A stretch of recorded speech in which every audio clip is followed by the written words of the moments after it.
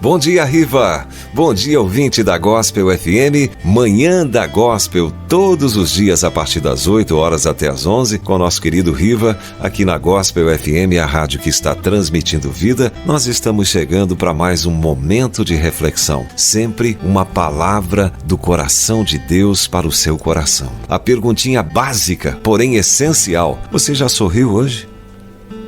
Ainda não? Puxa, então começa agora, porque Jesus te ama e Ele te ama muito, de uma maneira toda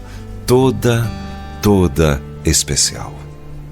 Muitos de nós, a grande maioria, já perdemos alguém que amamos. Irmão, pai, mãe, vovô, vovó, tio, tia, amigo, amiga, filho, filha.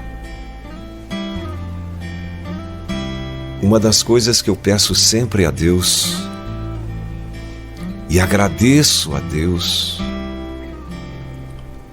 oro sempre a Deus para que eu me vá antes dos meus filhos. Que em nome de Jesus eu não precise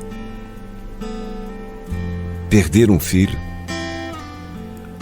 ter que velar um filho. Eu não consigo conceber essa ideia e não posso dimensionar a dor de um pai e de uma mãe que perde um filho. É impossível. E aquela mãe deu um pulo assim que viu o cirurgião sair da sala de operações. Ela perguntou: doutor, como é que está meu filho? Ele vai ficar bom? Quando que eu posso vê-lo? E o cirurgião respondeu: eu sinto muito, senhora. Nós fizemos de tudo, mas o seu filhinho não resistiu. Então ela perguntou: por que razão é que as crianças pequenas têm câncer? Será que Deus não se preocupa? Onde estavas tu, Senhor Deus, quando meu filho mais necessitava? O cirurgião perguntou: a senhora quer algum tempo com seu filho? Uma das enfermeiras vai trazê-lo dentro de alguns minutos e depois o corpo dele será transportado para a universidade. Sally pediu à enfermeira para ficar com ela enquanto se despedia do seu filho. Com lágrimas nos olhos, o desespero estampado em seu rosto, passou os dedos pelos cabelos ruivos do seu filho. A enfermeira perguntou: a senhora quer um cachinho dele? Sally abanou a cabeça afirmativamente.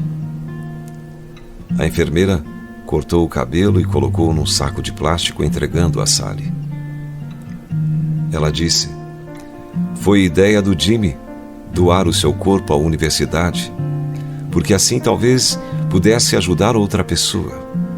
No início eu disse que não, mas o Jimmy respondeu: mãe, eu não vou mais necessitar do meu corpo depois de eu morrer.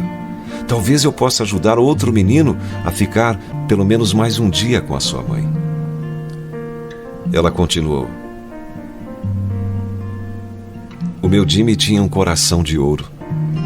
Estava sempre pensando nos outros, sempre disposto a ajudar se pudesse.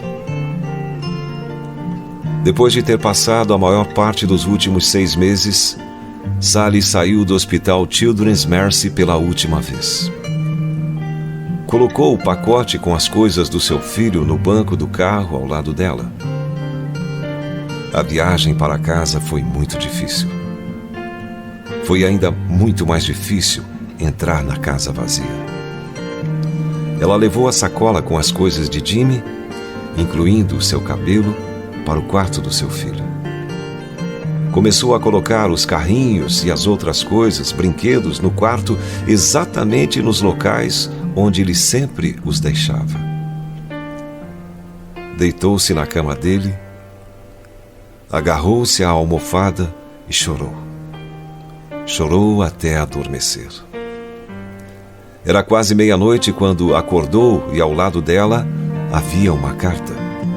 Ela abriu o envelope e a carta dizia: Mãezinha querida, eu sei que você vai ter muitas saudades minhas, mas não pense que eu vou esquecer de você, ou que eu vou deixar de te amar só porque não estou aí perto de você para dizer te amo. Eu sempre vou te amar cada vez mais, a cada dia que passa. Um dia, mamãe, nós vamos estar juntos de novo. Mas até chegar esse dia, se quiser adotar um menino, para você não ficar tão sozinha, por mim tá tudo bem. Ele pode ficar com o meu quarto, ele pode ficar com meus brinquedos, as minhas coisas, mas se você preferir uma menina, talvez ela não vá gostar das mesmas coisas que nós, garotos, gostamos. Você vai ter que comprar bonecas e outras coisas que as meninas gostam. Você sabe como. Mãe, não fique triste pensando em mim. O lugar onde eu estou é maravilhoso. Sabe, o vovô e a vovó vieram me receber assim que eu cheguei para me mostrar tudo. Mas eu sei que vai demorar muito tempo para eu poder ver tudo. É tudo muito grande. Os anjos são mesmo lindos. Eu amo vê-los voar. E sabe de uma coisa? Jesus não parece nada como se vê nas fotos, nos retratos, viu, nos quadros. Mas quando eu o vi, eu sabia que era ele. Ele me levou para visitar Deus. E sabe de uma coisa, mãe? Eu sentei no colo dele. Eu falei com ele como se eu fosse uma pessoa importante. Foi quando ele disse que queria escrever essa carta para te dizer tudo e tudo mais. Eu queria escrever, mas eu sabia que não era permitido. Mas sabe de uma coisa, mãe? Deus me entregou o papel e a sua caneta pessoal para eu poder te escrever essa carta. Acho que o nome do anjo que vai te entregar essa carta é Gabriel. E Deus disse para eu responder a uma das tuas perguntas que você fez. Aonde ele estava quando eu mais precisava? Deus mandou dizer, mãe, que ele estava no mesmo lugar, tal e qual, quando o filho dele, Jesus, foi crucificado. Ele estava presente tal e qual como está com todos os filhos dele. Sabe, mãe, só você é que consegue ver o que eu escrevi, mais ninguém. As outras pessoas veem este papel em branco. É maravilhoso isso, não é mesmo, mãe? Olha, eu tenho que devolver a caneta para Deus para ele continuar escrevendo no seu livro da vida. E essa noite eu vou jantar na mesma mesa com Jesus. Eu tenho certeza que a comida vai ser muito boa. Ah, eu estava quase esquecendo. Mãe, eu já não tenho dores. O câncer foi embora. Ainda bem, porque eu já não podia mais aguentar e Deus também não podia mais me ver assim. Foi quando ele enviou o anjo da misericórdia para vir me buscar. O anjo disse que eu era uma encomenda especial. O que você acha disso, mãe? Assinado com o amor de Deus, de Jesus e de mim.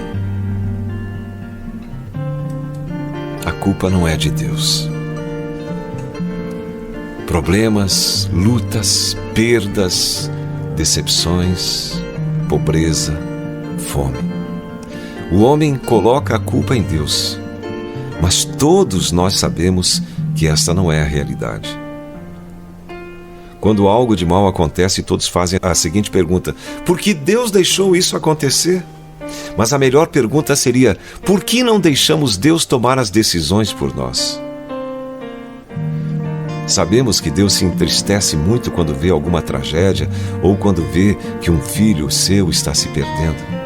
Entretanto, Deus é educado, é um gentleman. Nosso Senhor é um cavalheiro. O Pai não age a não ser que seja convidado para fazê-lo.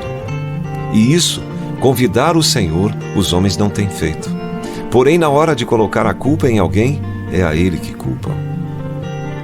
As pessoas têm que aprender a deixar a Deus tomar a decisão por elas, com a certeza de que essa será a melhor de todas as decisões, mesmo que não seja o que elas esperam ouvir. O problema é que os homens não sabem ouvir um não. não estão preparados para fazer a vontade de Deus plenamente e por isso vemos o que está acontecendo hoje em dia, tanta discórdia, tantas lutas, sem motivo, tantas brigas, mortes, tanta miséria, tanta falta de amor. E por que as pessoas não buscam de Deus uma direção? É porque a própria sociedade vem ensinando a todos a deixar Deus de lado. Proíbem o ensino da Bíblia em muitas escolas, mas permitem e indicam livros e mais livros que incitam as crianças à magia, a fantasias, livros nos quais existem lutas, ódio e muitos outros sentimentos que nos fazem esquecer do amor. Quando tentamos fazer um trabalho de evangelismo por qualquer meio de comunicação, na maioria das vezes somos criticados e não encontramos espaço tão aberto para isso. Mas para assistir às novelas, os filmes que incitam a prostituição, pedofilia, misticismo e tantas outras coisas que em nada edificam nossas vidas, basta ligar a televisão. E pior, agora estamos vendo isso em qualquer horário. Se alguém perguntasse a Deus o seguinte: Senhor, por que você não salvou aquela vida? Ou por que não salvou aquela escola que foi atingida por aquela bomba? A resposta que Deus provavelmente daria seria: não pude fazer nada, porque eu não fui convidado a estar junto dessa pessoa, não fui convidado a estar naquela escola. Pois uma coisa é certa: o barco no qual Jesus estiver, mesmo que seja dormindo, jamais afundará.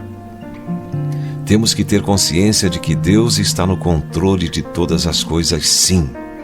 Mas Ele nos deu livre-arbítrio, ou seja, nos deu a capacidade de escolher entre o certo e o que sabemos ser errado. Portanto, sem um convite, sem um chamado, sem aceitar que Ele faça algo em nossa vida, não seremos invadidos por Ele. Em Apocalipse, capítulo 3, verso 20, diz: Eis que estou à porta e bato. Se alguém ouvir a minha voz e abrir a porta, entrarei em sua casa e com ele cearei, e ele comigo. O mundo deve deixar Jesus entrar de vez nos corações, e assim tudo novo se fará. Mas para isso, são necessárias algumas palavras simples. Eu quero Jesus na minha vida. Assim, a porta estará aberta para Deus agir em você, em mim e em cada um de nós. Que Deus te abençoe, em nome de Jesus.